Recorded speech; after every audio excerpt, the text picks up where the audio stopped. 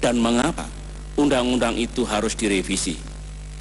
Kepada masyarakat, termasuk para pengamat dan aktivis pemberantasan korupsi, sebaiknya juga bersedia mendengarkan apa yang menjadi alasan DPR itu.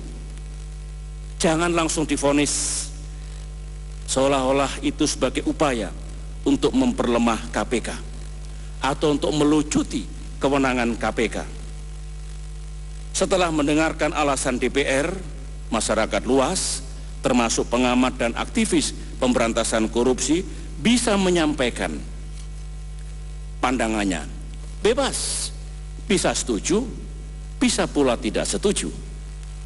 Namun perlu diketahui bahwa konstitusi memberikan kewenangan kepada DPR dan pemerintah untuk menyusun undang-undang, termasuk untuk melakukan perubahan terhadap undang-undang.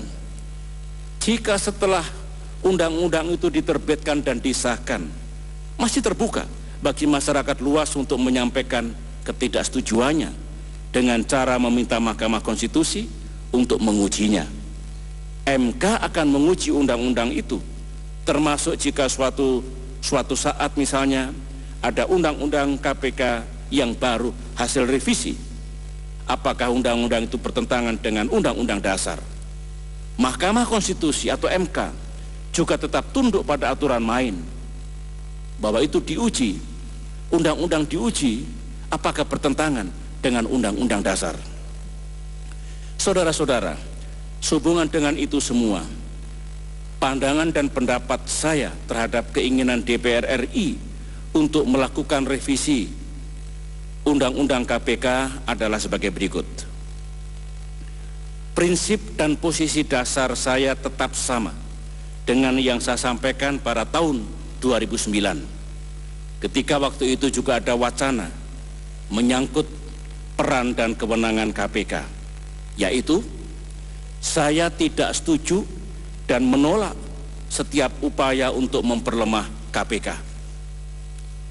Saat ini saya tidak tahu seperti apa konsep DPR untuk merevisi Undang-Undang KPK itu. Apakah sungguh untuk memperkuat KPK sehingga lebih efektif dalam menjalankan tugasnya? Jika ternyata revisi itu untuk memperkuat KPK dan membuat KPK lebih efektif dalam melaksanakan tugas-tugasnya, tentu saya sesuai dengan ketentuan undang-undang pada posisi yang siap untuk membahasnya. Saudara-saudara, di tengah realitas betapa tidak mudahnya untuk memberantas korupsi di negeri ini, karena terbukti kasus-kasus korupsi masih terus terjadi, yang harus kita lakukan justru meningkatkan intensitas, ekstensitas, dan efektivitas upaya pemberantasan korupsi, dan bukan malah mengendorkannya. Di satu sisi kita masih sangat berharap kepada KPK untuk menjadi motor pemberantasan korupsi.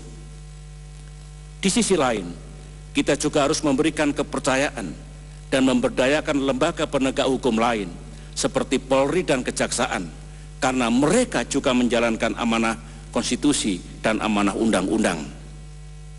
Menanggapi pandangan rakyat atas kurangnya kepercayaan kepada aparat kepolisian dan kejaksaan, termasuk jajaran pengadilan dalam urusan pemberantasan korupsi ini, saya berharap untuk dijadikan cambuk dan semangat untuk terus melakukan reformasi